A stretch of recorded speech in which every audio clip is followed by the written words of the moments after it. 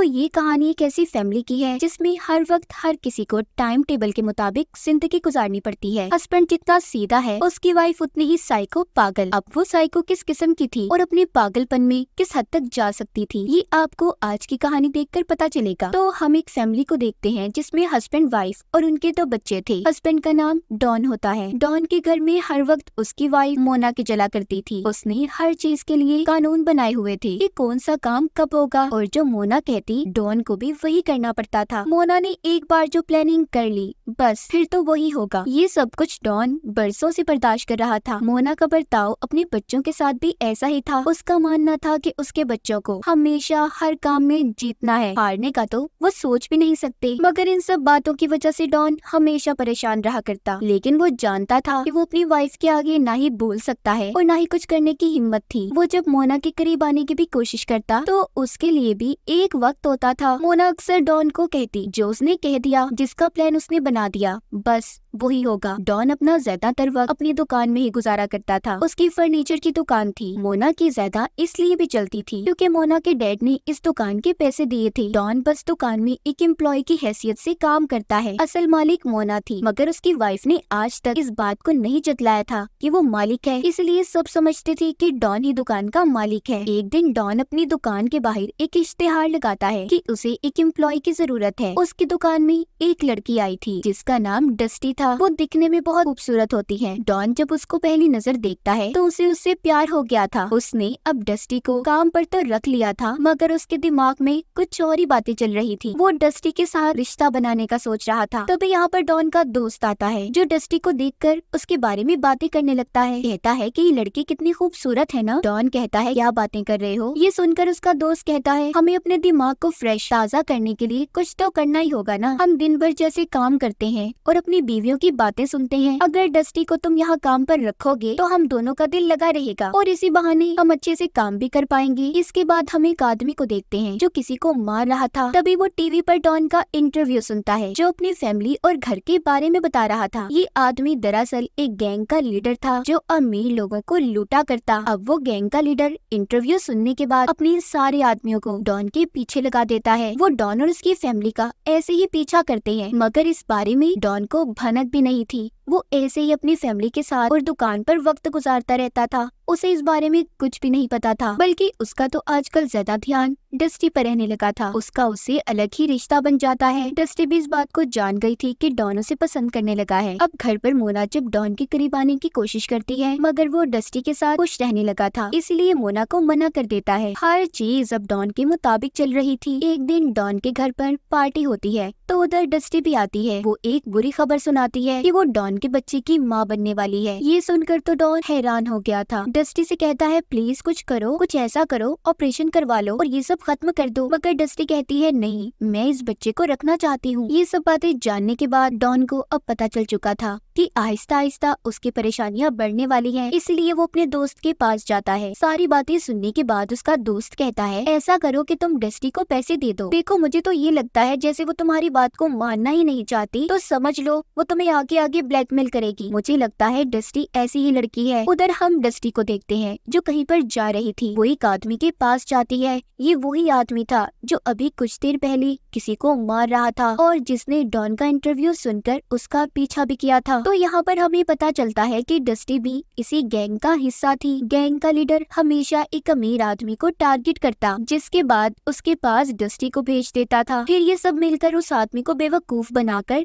लूटा करते। मगर इस बार मामला थोड़ा अलग था। डस्टी भी डॉन को पसंद करने लगी थी। अगले दिन डस्टी जब ऑफिस में जाती है तो डॉन उसे $13,000 देता है और कहता है कि देखो मैं बाल बच्चों वाला आदमी हूँ और पीछा छोड़ दो मेरा। ये सुनकर डस्टी रोने लगी थी। कहती है कि तुम मुझे क्या समझते हो, मैं कोई भिखारी हूँ या कोई ऐसी वैसी लड़की जो तुम मुझे पैसों का लालच दे रही हो। मैं तो तुम्हारे साथ रहना चाहती थी, लेकिन अगर तुम ये सब चाहते हो तो ठीक है, मैं चली जाती हूँ। वो पैसों को लेकर चली जाती है। अब जब वो गैंग के लीडर के पास आती है तो उसे वो पैसे देती है, जिसे देखकर वो गुस्से हो गया था और कहता है कि तुम इतने थोड़े पैसे क्यों लाई हो। वो उसे डांट कर कहता है कि जल्दी तुम्हें उस आदमी से $25,000 लेने होंगे। इसीलिए अब डस्टी दोबारा डॉन को कॉल करती है और फिर उससे और पैसे मांगती है। ये सुनने के बाद अब डॉन की मुश्किलात दिन ब दिन बढ़ने लगी थी, क्योंकि डॉन के पास इतने पैसे नहीं थे। इसीलिए अब वो ये सोचता है कि उसे सारी बातें अपनी वाइफ मोना को बता देनी चाहिए, मगर उसे डर भी लग रहा था क्योंकि वो नहीं जानता था कि मोना क्या करेगी। फिर भी वो अपनी वाइफ को सारी बात बता देता है। पहले तो वो ये सब सुनकर बड़ी पुरसुकून नजर आ रही थी और एक एल्बम लेकर बेड के ऊपर बैठ जाती है। उसे देखकर ऐसा लग रहा था कि जैसे उसे किसी बात से कोई फर्क ही ना पड़ा हो। इसीलिए डॉन को अब मोना से डर लग रहा था। खैर वो बोल पड़ती है और डॉन से पूछती है, क्या अब भी तुम उस लड़के से प्यार करते हो? डॉन कहता है, नहीं, बिल्कुल नहीं, मैं सिर्फ तुमसे प्यार करता हूँ, बस तुम्हारे और अपने बच्चों के साथ रहना चाहता हूँ। मोना अपना असली रूप दिखाती है। वो डॉन को बहुत बातें सुनाती है। उसे कहती है, ये बात कभी मत भूलना, आज तुम जो कुछ भी हो बस मेरी वजह से हो, वरना उसके पास ना ही ये आलीशान घर होता और ना पैसे। मोना कहती है, ठीक है, मेरे पास एक आइडिया है, तुम उस लड़की को कॉल करो और पूछो उसे क्या चाहिए। अब जब डॉन उसे कॉल करता है, डस्टी से पूछता है कि तुम्हें अब और क्या चाहिए। वो कहती है, मुझे और $20,000 चाहिए। ये सुनकर डॉन ने कॉल को बंद कर दिया था। मोना ये सुनकर डॉन से कहती है, देखो ये लड़की तुम्हारा पीछा कभी नहीं छोड़ेगी, इसीलिए तुम्हारे पास दो रास्ते हैं, या तो इसे मार दो, अगर ऐसा कुछ नहीं कर सकते तो मुझे डाइवोर्स दे दो, जिसके बाद तुम्हारे पास कुछ भी नहीं रहेगा, ना ही शानो शौकत और ना कभी बच्चों से मिल पाओगे। ये बातें सुनकर डॉन सोच में पड़ गया था, क्योंकि वो किसी को भी मारना नहीं चाहता था। मोना उसे इस तरह अब परेशान करती रहती है कि वो क्या करेगा। एक दिन वो उसके ऑफिस जाकर उसे एक दवा देती है, कहती है, ये लो, ये तुम डस्टी को पिला देना, क्योंकि वो जानती थी कि आज रात वो डॉन से पैसे लेने आने वाली है। मगर डॉन को इस बात से अब डर लग रहा था। खैर फिर भी वो दवा लेकर डस्टी से मिलने चला जाता है। वो उसे अब एक ड्रिंक में शामिल कर वो दवा पिला देता है। डस्टी जैसे ही ड्रिंक को पीती है, उसे चक्कर आने लगे थे और बेहोश हो जाती है। तभी उधर मोना भी आ जाती है, कहती है, डॉन इसे उठाओ और अपने घर लेकर चलो। डॉन भी मोना की बात को मान रहा था और उसे लेकर घर आ जाता है, मगर वो अभी भी होश में थी। डॉन को बहुत डर लग रहा था, मगर वो इस बात से ज्यादा डरा हुआ था कि उसकी वाइफ डस्टी के साथ क्या करने वाली थी। खैर अब मोना डॉन को कहती है, जाओ जाकर हथौड़ा लेकर आओ। डॉन जब उसे लेकर आता है तो मोना कहती है, इसे डस्टी को मारो और बेहोश कर दो। ये सुनकर डॉन कहता है, नहीं, मैं ऐसा नहीं कर सकता। वो कहती है, ये काम तो तुम्हें ही करना पड़ेगा डियर, आखिर चक्कर भी तो तुम्हारा ही था ना इसके साथ। लेकिन डॉन ऐसा नहीं कर पाता। अब मोना डॉन के हाथ से हथौड़ा लेती है और उसे डस्टी के सर में देकर मारती है। वो पहले ही वार से मर चुकी थी, मगर अभी भी मोना का दिल भरा नहीं था। वो डस्टी की लाश को उठाकर गैराज में ले आती है और उसकी लाश के टुकड़े टुकड़े कर देती है। थी ना मोना साइको, उसने उसके जिस्म को हजारों हिस्सों में बांट दिया था। ये सब कुछ देखने के बाद डॉन को उल्टियाँ आ रही थी, क्योंकि ये मंजर उसके लिए बहुत ही भयानक था। वो सोच भी नहीं सकता था कि उसकी वाइफ इस हद तक पागल हो सकती है। अब ऐसे ही वक्त गुजरता रहता है। बहुत दिन गुजर चुके थे। उधर गैंग का लीडर जो डस्टी के लिए परेशान था, क्योंकि कई दिन से ना तो वो मिलने आई थी और ना ही उसने फोन किया था। दूसरी तरफ डॉन जो अपने घर पर था, जब उसकी नजर बाहर पड़ती है तो उसके सामने गैंग का लीडर था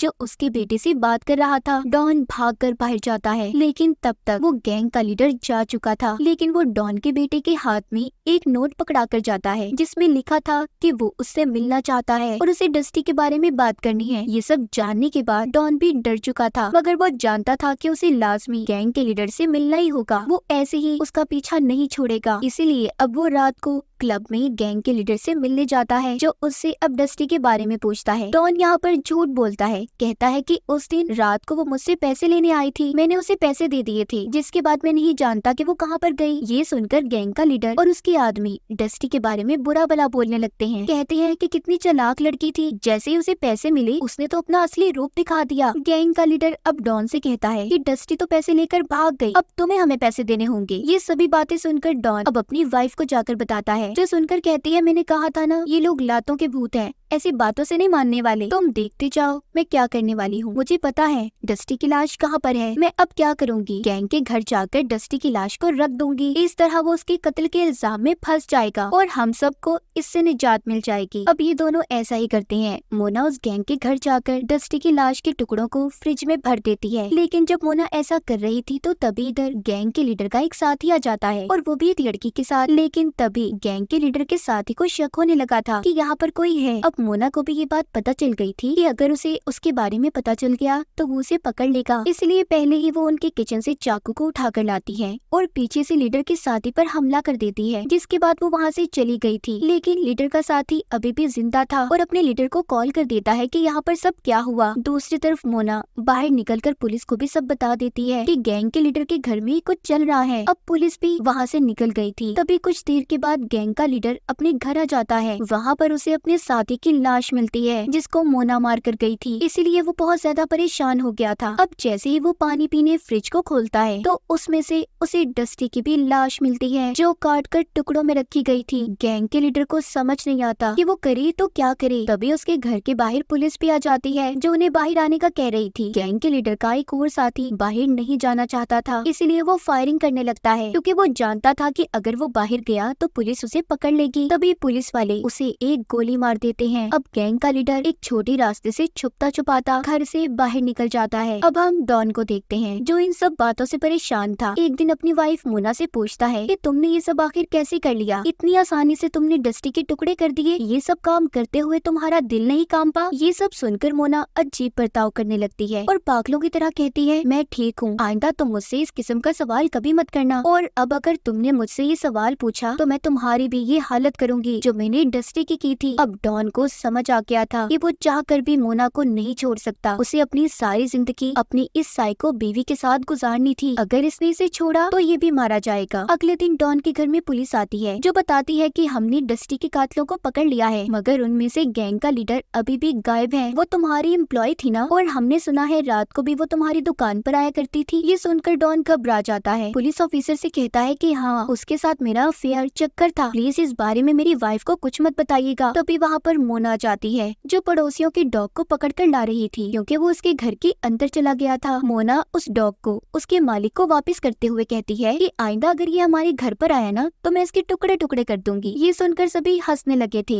एक दिन डॉन के बेटे की पार्टी थी, सभी बहुत मजे कर रहे थे। जब अंदर जाकर डॉन फ्रिज को देखता है तो उसे पता चलता है कि उसके अंदर तो उसके पड़ोसी के डॉग की लाश पड़ी है जिसको मोना ने मार दिया था। मतलब वो उस दिन झूठ नहीं कह रही थी, उसने सच में डॉग के टुकड़े कर दिए थे। ये देखकर डॉन बहुत परेशान हो जाता है। बाहर पार्टी में एक गेम चल रही थी मगर मोना का बेटा बार बार हार रहा होता है। अब जिस बच्चे से वो हार रहा था मोना उसके मॉम डैड की बहुत बेइज्जती करती है। ये सब खड़ा डॉन भी देख रहा था। अब उसकी बेटी अपने भाई से गेम की स्टिक लेती है और वही करती है जैसा मोना चाहती थी, यानी कि उसकी मॉम। ये देखकर डॉन सोचता है कि मोना तो ऐसे उसकी बेटी को भी अपने जैसा बना देगी और कहीं उसके मासूम बेटे को भी पागल न कर दे। डॉन अब प्लान बनाता है, उसे अब मोना के साथ नहीं रहना था। वो घर के अंदर जाकर बिजली की सारी तारें निकाल देता है ताकि जैसे ही कोई लाइट जलाए एक शॉर्ट सर्किट हो, और फिर गैस के सिलेंडर को भी खोल देता है ताकि लाइट जलाकर आग लगे और गैस फैलने की वजह से बड़ा सा धमाका हो। अब वो बाहर आ जाता है और मोना को बुलाकर कहता है कि डियर, क्या तुम मेरे खाने के लिए फ्रिज से कुछ ला सकती हो। इसलिए मोना जब अंदर जाती है तो डॉन बाहर आ जाता है क्योंकि वो जानता था कि अब ब्लास्ट होने वाला है। अंदर मोना जैसे ही लाइट के बटन को दबाती है एक बहुत बड़ा ब्लास्ट होता है जिसमें मोना की मौत हो गई थी, बिल्कुल वैसी जैसे डॉन ने सोची थी। इसी तरह वक्त गुजर जाता है। हम डॉन को देखते हैं जो अपने दोनों बच्चों के साथ एक आलीशान महल में हंसी खुशी जिंदगी गुजार रहा था। अब वो पहले से ज्यादा अमीर हो गया था। उसे अपनी वाइफ के मरने के बाद इंश्योरेंस के पैसे भी मिले थे। सभी बहुत खुश थे क्योंकि इन्हें अब किसी टाइम टेबल के मुताबिक नहीं चलना पड़ता। डॉन ने अपने साथ साथ बच्चों की जिंदगी को भी आजाद कर दिया था। अब जब ये अपने बच्चों को लेकर गाड़ी में जा रहा था तभी हम यहाँ पर गैंग के लीडर को देखते हैं जो उसका पीछा करता है। वो अपनी बाइक पर था। वो सब जान चुका था कि डस्टी को डॉन ने और उसकी वाइफ ने मिलकर मारा था, इसीलिए वो डॉन की गाड़ी के पीछे 2 गोलियां चलाता है। आवाज सुनकर ऐसा लग रहा था कि शायद उसने डॉन को भी खत्म कर दिया। ये चीज हमें नहीं दिखाई जाती। तो ये थी कहानी एक साइको वाइफ की जो हद से ज्यादा पागल थी, मगर कहीं न कहीं वो डॉन से प्यार भी करती थी। इसीलिए वो उसे धमकी दिया करती कि अगर वो उसे छोड़कर गया तो वो उसे मार देगी। मगर मोना कहीं पर गलत थी। अगर सोचा जाए तो ऐसी जिंदगी कोई आदमी नहीं गुजार सकता जैसी मोना ने डॉन को दी। मगर डॉन ने भी मोना के साथ गलत किया, उसे मार दिया और आखिर में अपनी जान से भी गया। इसलिए कहा जाता है ना,